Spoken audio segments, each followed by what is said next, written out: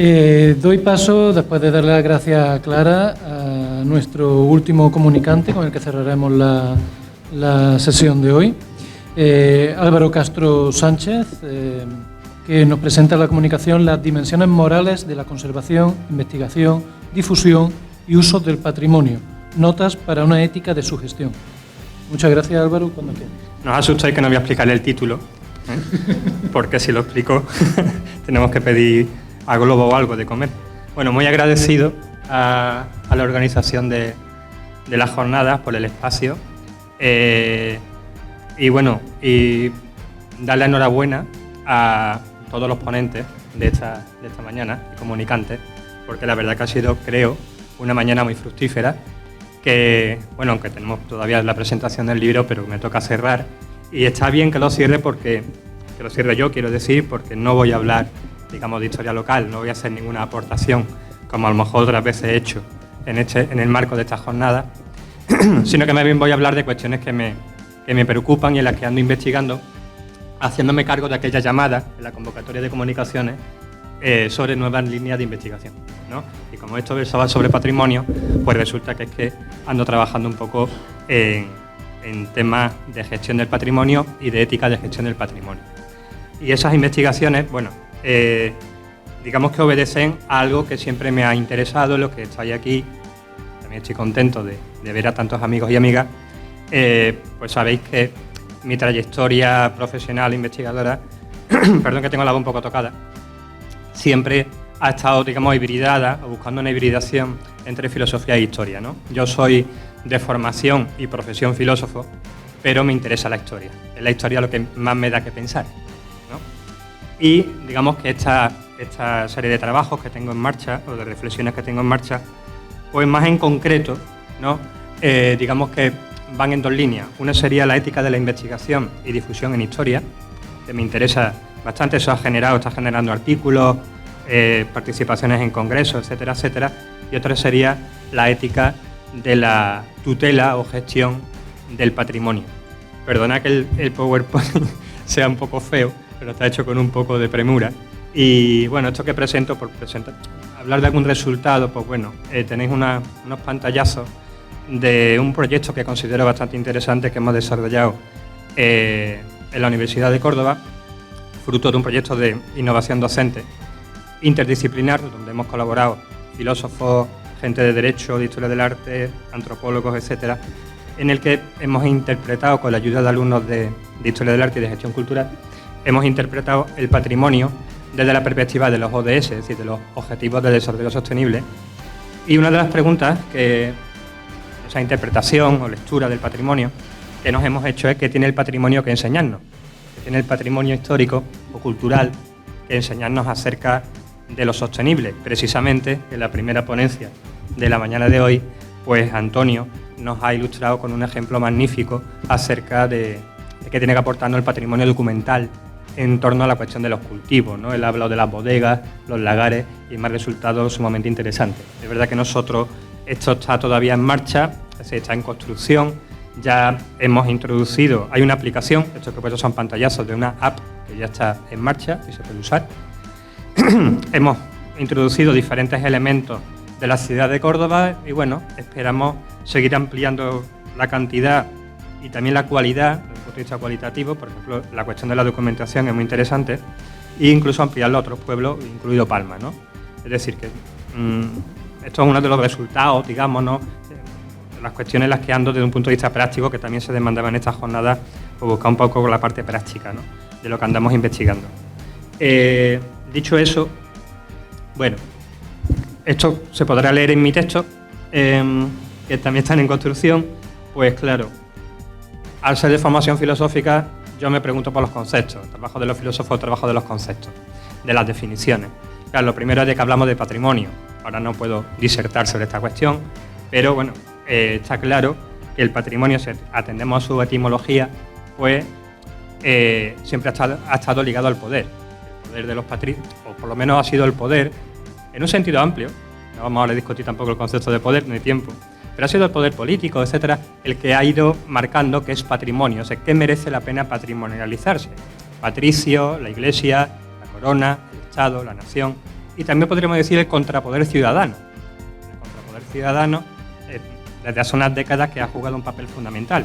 En Palma tenemos el gran ejemplo de la asociación Sasofer, ¿no? Bueno, en mi texto haré un recorrido, como no puede ser de otro modo, sobre el concepto de patrimonio histórico, su apertura hacia, o ampliación hacia el concepto de patrimonio cultural, que esto se produce en torno a los años 60 del siglo pasado, con la llegada también de la etnología o de la antropología, fundamentalmente, ¿no? Y cuestiones que a mí me dan que pensar, pues bueno, con esa ampliación del concepto de patrimonio, me pregunto, y se pregunta más gente, no solo yo, si hay límites, o sea, cuáles son los límites o cuáles son los criterios objetivos que un objeto, material o inmaterial, tiene que cumplir para que sea considerado patrimonio.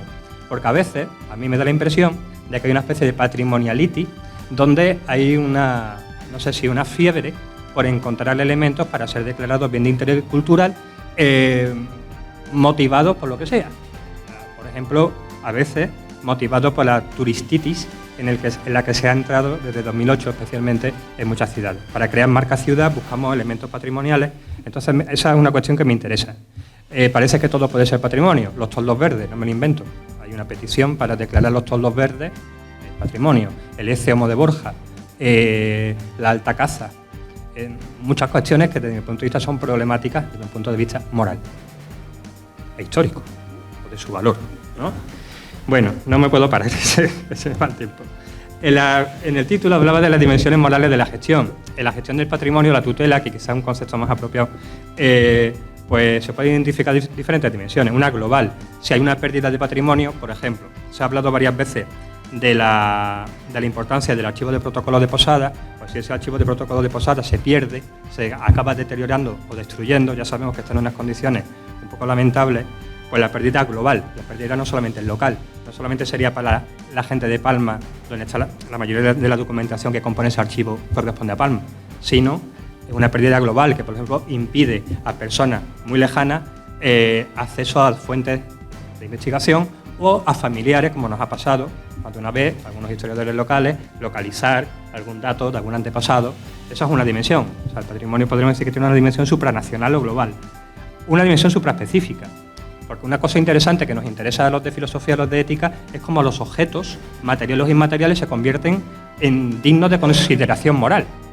Porque eso tradicionalmente han sido las personas. Después se incluyó a los animales, se incluyó el patrimonio no, el medio ambiente, y casi que digamos que a la vez que se desarrolla la sensibilidad ecologista del medio ambiente, se desarrolla también la sensibilidad hacia el patrimonio histórico, ¿no?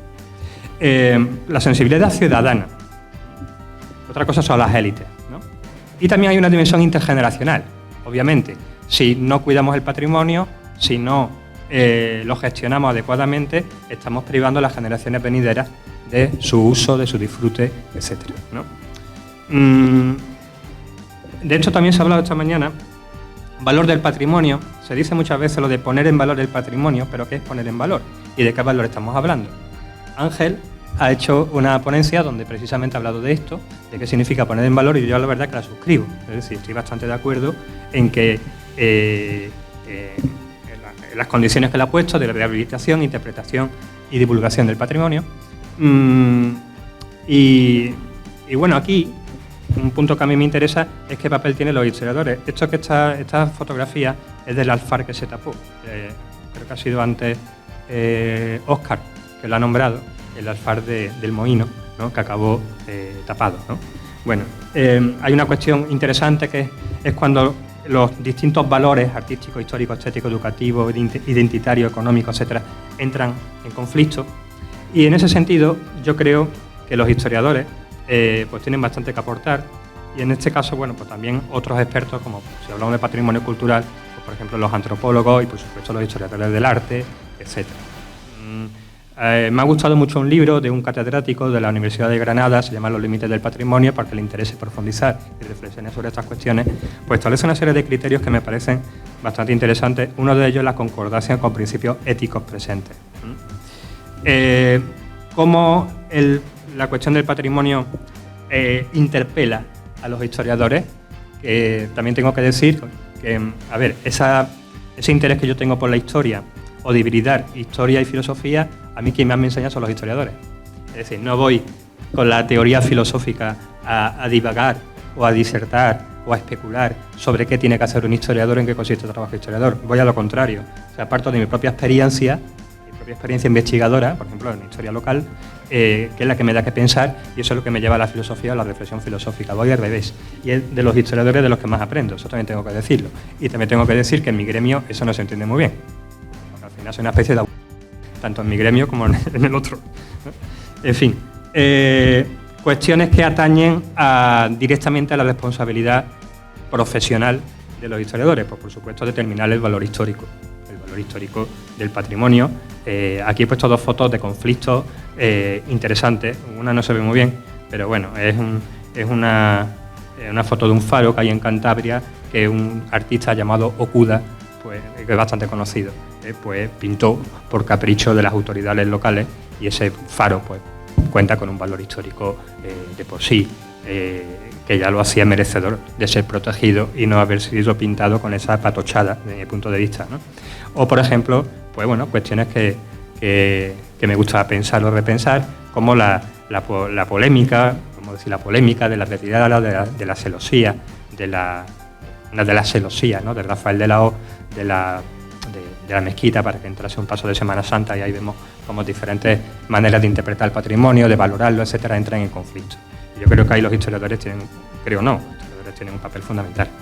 Los historiadores también tienen un papel fundamental a la hora de construir la honestidad del discurso y de velar por la honestidad del discurso. La honestidad, por ejemplo, en la difusión del patrimonio. Asistimos muchas veces por decirlo así, una instrumentalización de la historia, donde se cuenta muchas veces lo que interesa, lo que no interesa no se cuenta, etcétera, etcétera. Y yo creo que ahí, no me puedo parar porque se me va el tiempo, creo que hay una cuestión importante que además no es una responsabilidad, digamos, social del investigador, del historiadora hacia afuera, sino también hacia el propio gremio. El propio gremio como cuerpo profesional, ¿no? A mí, por ejemplo, me interesa hoy en día, estoy escribiendo y leyendo sobre la cuestión de la leyenda negra y toda, por ponerlo de ejemplo, toda esta revisión o revisionismo historiográfico sobre la leyenda negra, que muchas veces se salta todos los consensos historiográficos, pero sin embargo, pues tiene notable éxito editorial, y no hace falta irse muy lejos, entre profesores universitarios de otras disciplinas o profesores de secundaria, ¿no? Responsabilidad profesional, por seguir con esto, pues como he dicho, la difusión. Aquí tenemos, por ejemplo, a una compañera de la facultad con mis alumnos explicándole asuntos de las prospecciones arqueológicas en la mezquita, por ejemplo, ¿no? Tengo que decir una cosa, el buen profesional es el que se caracteriza porque va más allá de lo que le obliga un contrato o lo que le obliga la ley o las normas. El buen profesional hace el bien más allá de sus obligaciones, ¿no? Y podemos poner muchísimos ejemplos. Hoy se ha hablado también del Archivo Histórico Provincial de Córdoba y de la tarea, desde mi punto de vista, loable y que reconozco públicamente que hacéis o que hace el Laboratorio de Estudios Judeo-Conversos de la Universidad de Córdoba, porque es un ejemplo de implicación con la ciudadanía, ¿no?, en la difusión del patrimonio, en la que yo creo que también el propio talante de la directora del archivo pues tiene que ver. Y yo mismo he llevado a mis alumnos en alguna ocasión a las exposiciones que allí se hacen, ¿no? Y por poner otro ejemplo de implicación o función social, como decía Fontana, de los historiadores, pues la implicación, por ejemplo, de los historiadores en la cuestión de la recuperación de la memoria histórica. En el caso de Palma, pues también tenemos al Foro de la Memoria y a su implicación directa en la cuestión de la excavación de las fosas, que ya este año están en marcha y que me he permitido poner una foto. Además, hoy que entra en vigor la Ley de Memoria Democrática, ¿no? Voy a ir terminando, voy muy rápido. Cuestiones que me interesan de reflexión. Una, la autenticidad. Por ejemplo, a la hora de la rehabilitación, cierto respeto a aquello que se rehabilita, ¿no?, y a su valor estético, su valor histórico-artístico. También me interesa la cuestión de la autenticidad en relación a la masificación turística.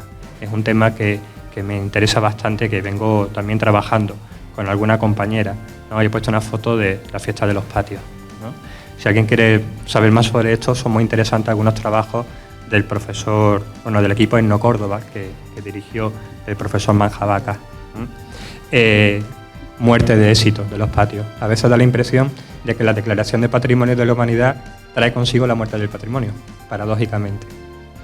Podemos pensar en Venecia, ¿no? Muerte de los patios, ¿por qué? Porque ya no son patios, ahora son apartamentos turísticos, etcétera, etcétera, con todos los efectos que eso tiene. Así que cuidado con la turistitis, de hacer el turismo como el único monocultivo económico. Y preservación, por supuesto, del patrimonio, son cuestiones que me interesan. Aquí tenemos alguna imagen del archivo de protocolos de Posada, que ya he dicho antes, bueno, he hablado de su importancia y de que esto se ha puesto en valor.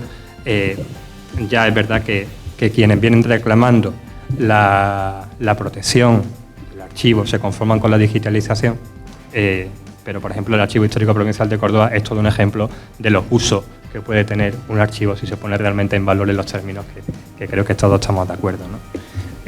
Y bueno, otra cuestión que me interesa es el turismo cultural.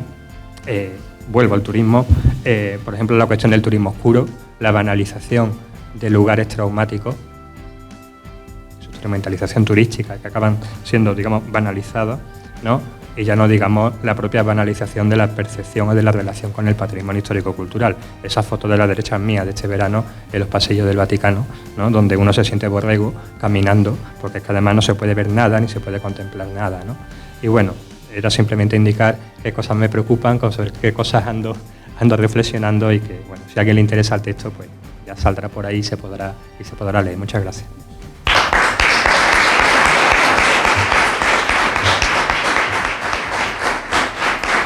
Aquí tenía otra cosa, pero bueno, da igual.